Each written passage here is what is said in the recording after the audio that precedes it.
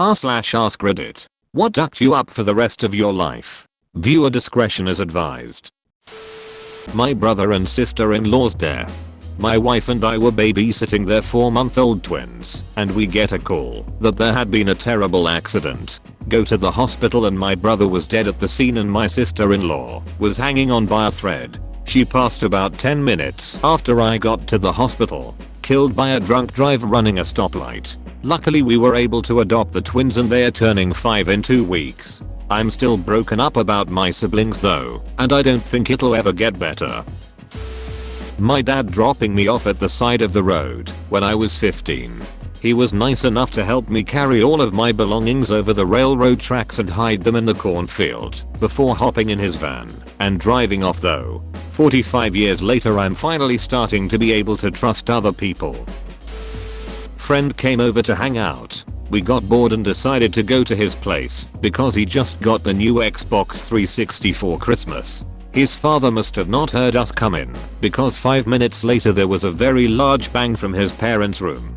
So I got to see what a head looks like after a 12 gauge goes off at point blank. Pretty rough for a 12-year-old. My poor friend had to stop going to school because of it. Several things. The one I'll share is my uncle's suicide. He was like a second father to me, unmarried and no kids of his own. My godfather. Me and my dad found him in his house. We had to break in the back door after he'd been missing 4 days. The neighbors told us he called to them to say he was going away on a course and he never left the house again. My dad wouldn't let me go upstairs when we broke in, so I had to just stand in the kitchen and listen to his reaction of finding his brother, my uncle, hanging from the attic. It was 2016. I was 30. My dad may as well have died that day too. He's a completely different man. I sometimes still hear my dad's screams when I try to sleep. Watching my mother lose her battle to cancer over a span of 4 years. Then being in the room when she took her final breath. I will never be the same.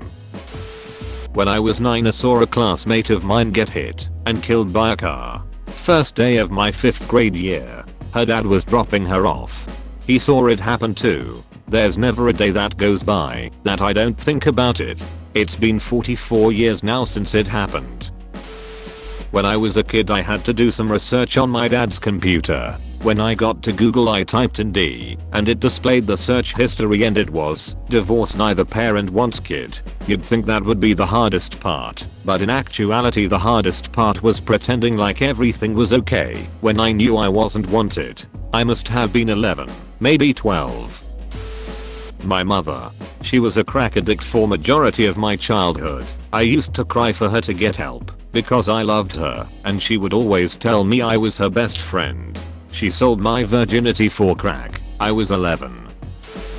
I was on my way to work when I saw a motorcycle accident. It was right before dawn and you couldn't see very clear. You only had headlights of cars passing by. I knelt next to a guy on his back and could smell blood. I looked down to see his right leg detached from his body from the middle of the shin down. It looked like a chicken leg that was snapped in half. I wrapped my belt above his knee and tried to keep him conscious until EMS arrived. When the sun started coming up, that's when I noticed his calf muscle inches away from my knee and the amount of blood on my clothes. I decided to ride with EMS to the hospital a city over. I left my car, keys, cigarettes, and phone on the side of the road. A cop moved my vehicle to the shoulder.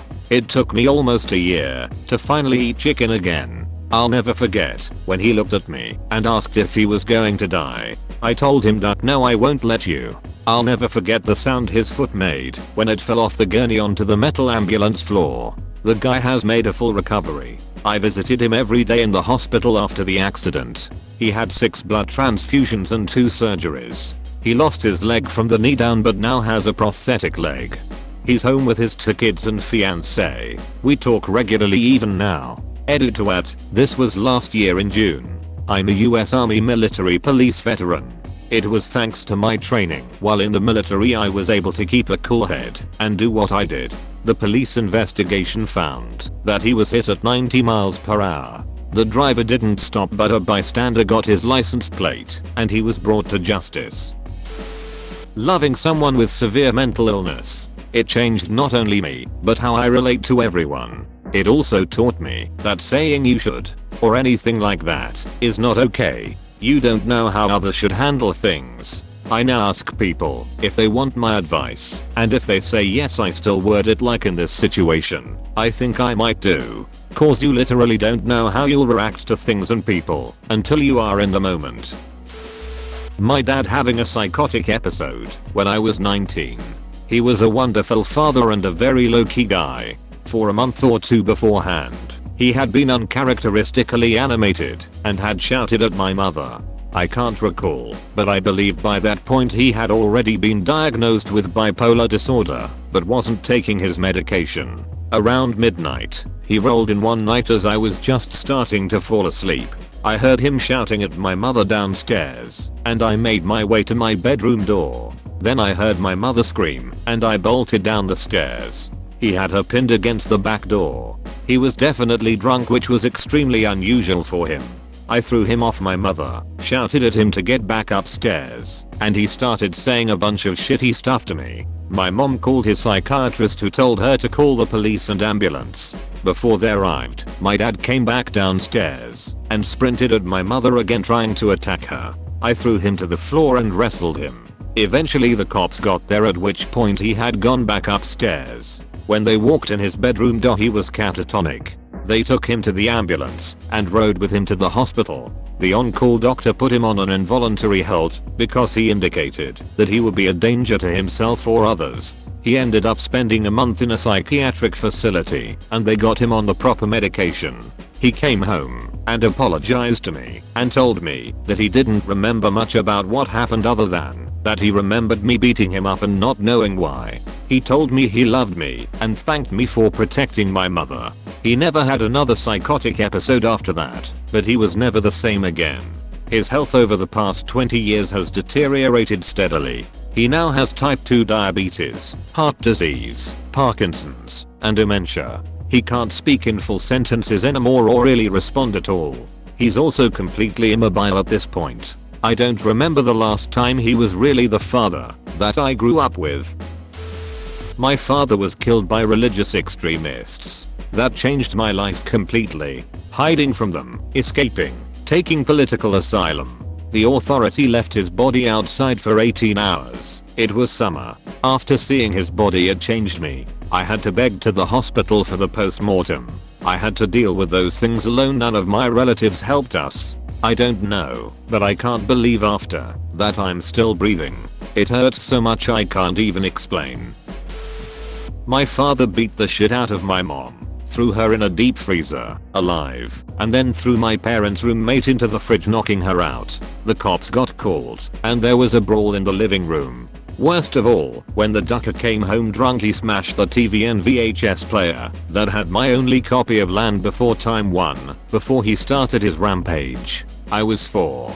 My mom ended up being fine, and we got out after that, but I still have weird dreams about that night. Father passed away, alone, covered in his own piss and shit in 2015.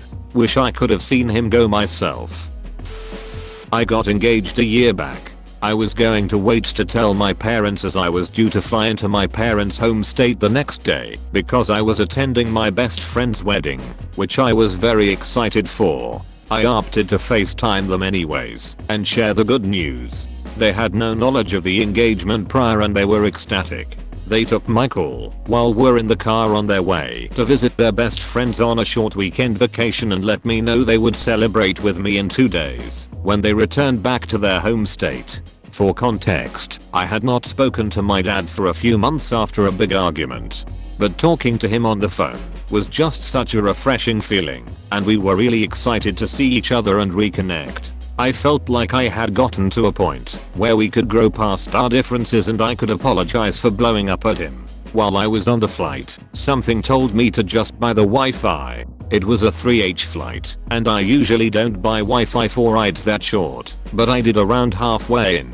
When it connected, began to receive about 50 messages in my family group chat, each filtering in every few seconds. The first one was my mom informing us my dad had been in an accident. They were currently doing CPR on him while waiting for an ambulance. Everything happened very fast, and I had no clue the timing of anything or his current status. I had to go into the bathroom of the airplane and hyperventilate for the next 20 minutes. That feeling is unreal, like total denial and just trying to focus on staying conscious. I knew deep down he wasn't going to make it, and I was alone on this airplane, trapped with the reality of the situation. I was basically just having a silent panic attack until I landed and got off the plane. My best friend who was getting married the next morning came to get me. She sat with me as I processed that. It was ugly, but I was lucky to have her, even though she'd have been really excited for her wedding. There was a short second where we thought he would make it, but they discovered after a while he had no chance due to the amount of time he had no oxygen.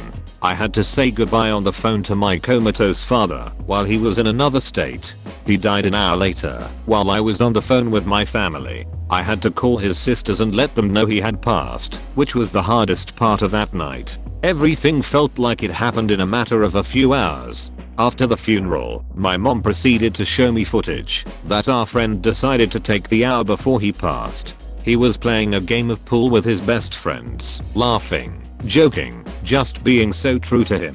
It's eerie but moving to see how happy and loving he was even until his last day. The video was an hour long. After pool, they opted to go and kayak. The story is that him and my brother went on the water with two of our close family friends. It seems like my dad had forgotten something, and he told them to go on without him, and he would catch up. My brother is non-verbal and cannot swim, and was in the kayak with him with a life vest on, thankfully. Apparently it seems like my dad had forgotten something, and he told them to go on, and he would catch up. We think he took his vest off to get back on the dock, and in that first 10 minutes they were gone. He had a heart problem and fell in the water unconscious. My brother had also fallen from the boat and was watching this happen. We were lucky he had a jacket on because our family friends came back to see him in the water alive. My dad was definitely gone. They managed to get a pulse, but he passed in the ICU. It was very shocking to everyone. He was a naturally really good swimmer. He used to be on the diving team. He had boated many times before. In my opinion, the worst part was my brother, who had to watch the traumatizing event. Easily could have also died. More so, he will never be able to tell us what really happened. If I had not called him the day before and waited to tell him the news about my engagement, he would have never known. In the next few months, we also had a trip planned to go back to his home country so he could reconnect with his roots, which he had been looking forward to for years. I carry a lot of guilt and sadness from his passing. So many other weird circumstances around it as well. But he was doing something he loved with his favorite people in the world. He had done so much with his life. I have learned to let go of that burden, but I would give anything for another day with him. We ended up taking the trip anyways, and buried a piece of his memory on a mountain overlooking his mother village. I also have had a near-death experience with water, so the difference is now, unless it's a pool, I don't go in oceans farther than my waist. Mom was a crack addict who abandoned me at 6. Pops decided to eat a bullet when I was 16, leaving me to find him. Luckily it was dark as hell and shock does funny things to the memory. For those struggling, it gets better. I truly believe this is exactly what needed to happen in my life. I'm a well-adjusted adult who has one hell of a story to tell. I believe I'm mentally stronger than most, and had it not been for my trauma, I'd be soft as baby shit. Time does heal all wounds and forgiveness is a wonderful thing. We don't choose to be born, but we get to choose how we live and how we react to things that happen to us. It is what it is, till it ain't. Malcolm McCormick.